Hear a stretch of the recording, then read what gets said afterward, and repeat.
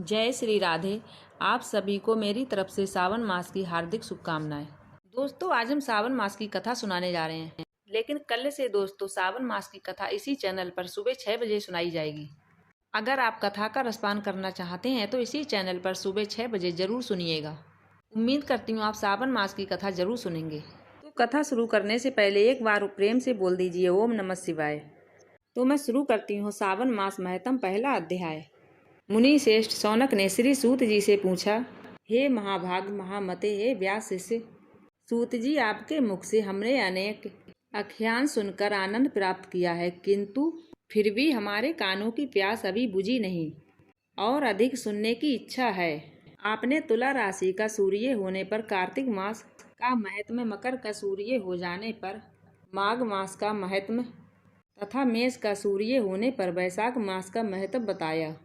इन मासों के जो गुण धर्म हैं उनको भी आपने समझाया। अब इन मासों से भी उत्तम आपके अनुसार यदि कोई महीना परम पिता परमेश्वर को सदैव धर्म प्रिय हो तो उसे भी विस्तार पूर्वक कहें। हमारे मन में उसको सुनने की तीव्र लालसा है। यह सुनकर सूत जी ने बड़े प्रेम पूर्ण शब्दों में कहा, आप सब मुनिगण ध्यान पूर्वक सुने। मुझे आपको सुनाने में आनंद प्राप्त होता है।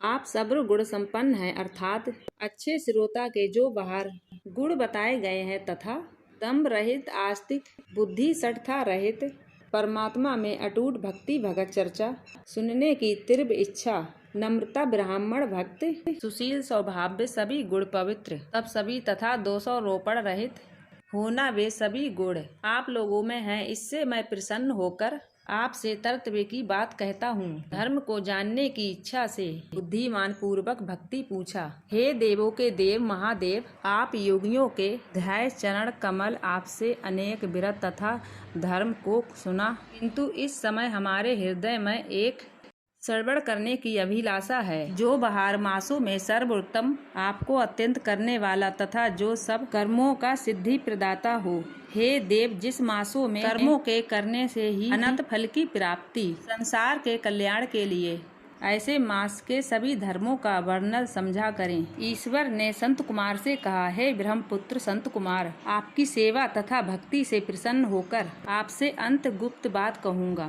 12 महीनों में मुझे सावन मास बहुत प्रिय है।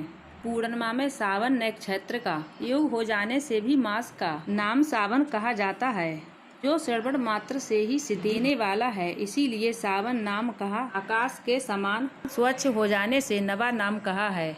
उस मास के धर्मों की गणना करने के लिए भूमि पर कौन समर्थ हो सकता है, जिससे संपूर्ण फलों को